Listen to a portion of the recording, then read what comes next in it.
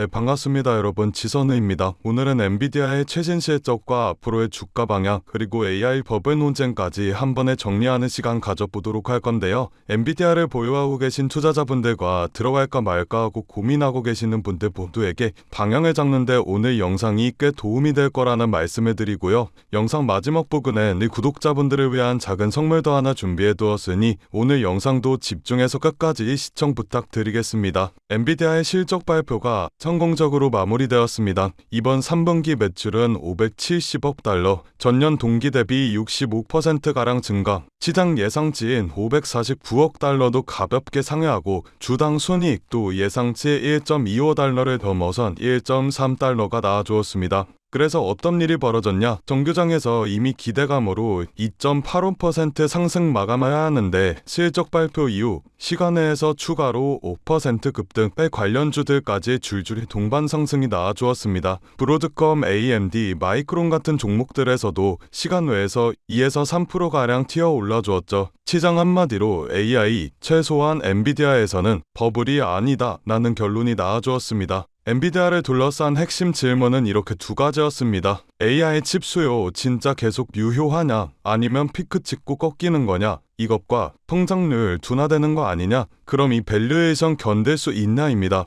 이번 실적 발표에서 젠슨왕이 딱 이 포인트들에 대한 답을 내놓았습니다. 클라우드 쪽 GPU는 이미 매진 상태다. 우리는 AI 선순환에 들어섰다. 더 많은 스타트업, 더 많은 산업, 더 많은 국가가 AI에 진입하고 있다라고요. 시장은 이 멘트를 적어도 당분간 수요 걱정은 접어도 되겠다 라고 해석하였습니다. 실제 숫자도 그 말을 뒷받침하였습니다. 3분기 매출 570억 달러도 정말 어마어마한데 4분기 가이던스가 650억 달러, 월가 컨센인 616억 달러보다 훨씬 높은 수준입니다. 그러니까 이제 성장이 끝난 거 아니야가 아니라 아직도 속도가 줄지 않고 가속 중이다에 더 가깝다라는 거죠. 특히 이번 실적에서 눈여겨보아야 할 부분은 바로 데이터 센터입니다. 데이터 센터 매출이 512억 달러, 전체 매출의 대부분을 책임지는 엔진 역할을 하고 있죠. 과거 주력 사업이었던 게이밍 GPU는 43억 달러 수준으로 보너스 정도에 가깝고 진짜 본업은 완전히 AI 인프라 기업으로 옮겨간 상태입니다. 이 데이터 센터 매출은 MS와 구글, 아마존, 네타와 같은 하이퍼스케일러와 수많은 AI 스타트업들, 국가 단위의 소버린 AI 투자까지 합쳐져서 나와주는 매출입니다. 그리고 이들은 아직도 서버가 부족하니 GPU를 더 달라고 말하는 상태죠.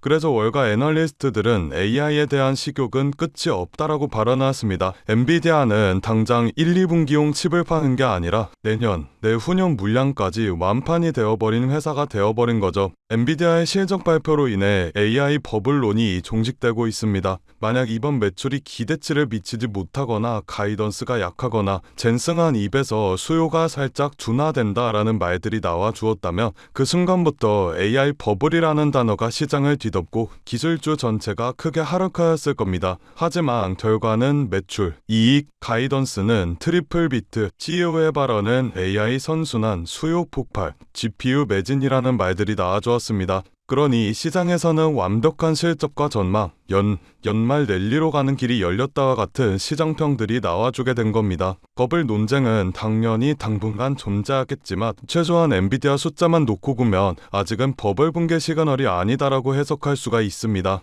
엔비디아는 AI 인프라의 심장이라는 역할을 맡고 있습니다. 이 역할이 깨지지 않고 데이터 센터, AI 칩 등등 성장 구조가 유지가 되는 한 엔비디아는 중장기적으로 다시 고점을 돌파하려는 힘을 계속해서 만들 가능성이 높다라고 보는 게 합리적입니다. AI 버블 논쟁은 앞으로도 계속 나오게 될 겁니다. 하지만 수많은 AI 종목들 속에서 숫자로 버블 논쟁을 이기고 있는 회사, 그 중심엔 여전히 엔비디아가 서 있습니다. 변동성 구간에 존재하겠지만 결국 시장의 실적을 내는 회사의 편이고 저는 그 회사 중 하나가 엔비디아라고 생각합니다. 결국 다시 상승을 향해 갈 것이라는 이야기. 최근 시장은 급격한 변동성을 보여주고 있습니다. 국가 간의 갈등, 금리 전쟁, 기술 패권 전쟁 등등 시시각각 바뀌는 시장의 상황에 테슬라와 엔비디아와 같은 대형주들의 자금을 투자하는 것도 좋지만 모든 자금을 올인해버리게 된다면 그건 투자가 아니라 도박이라고 볼 수 있습니다. 그렇기 때문에 대형주의 투자의 안정성을 가지고 가되 아직 시장에서 저평가되어 있는 종목에도 소액으로 분산 투자하셔야 하지만 지금 같은 시장에서 살아남을 수가 있다라는 건데요. 그래서 오늘은 그 누구도 아무도 알려주지 않은 3위 단 1% 수준의 트레이더들이 주식시장에서 큰 돈을 벌어가는 방법에 대해 알려드리도록 하겠습니다. 현재 세계 금융시장의 상황은 이렇습니다. 모든 나라와 기업들이 살아남기 위해 총력을 다해 싸우고 있죠. 그건 이 영상을 시청하고 계신 여러분들도 마찬가지실 거라는 생각이 듭니다. 여러분들께서는 내일 하루하루 어떤 종목이 오를지 고민하고 고뇌하고 내가 투자한 종목들에 대해 전문가처럼 분석도 해보셨을 텐데 생각했던 만큼의 수익이 나지 않았을 수도 있고 수익은커녕 모든 돈을 다 잃어버리신 경험이 있으신 분들도 계실 겁니다. 하지만 지금 중요한 것 내가 어떤 종목을 가지고 있느냐가 아닙니다. 그럼 도대체 어떤 게 중요하냐라고 물으실 텐데 앞으로 내가 어떤 종목에 투자를 해야 큰 돈을 벌 수가 있느냐이며 그 종목을 어떻게 선별해야 하냐는 건데요. 여러분들은 세계 2차 대전에 대해 알고 계실 겁니다. 인류 역사상 가장 큰 전쟁이라고 할 수 있는 세계 2차 대전. 전 세계에서 수천만 명이 넘는 사람들이 참전했고 수많은 나라가 경제와 국력을 소모했죠. 이 와중에도 전쟁을 통해 엄청난 부를 축적한 사람들이 있었습니다. 바로 보잉과 로키트 마틴, 노스럽 그루먼 같은 항공기 제조사들과 전쟁에 필요한 총과 칼, 이런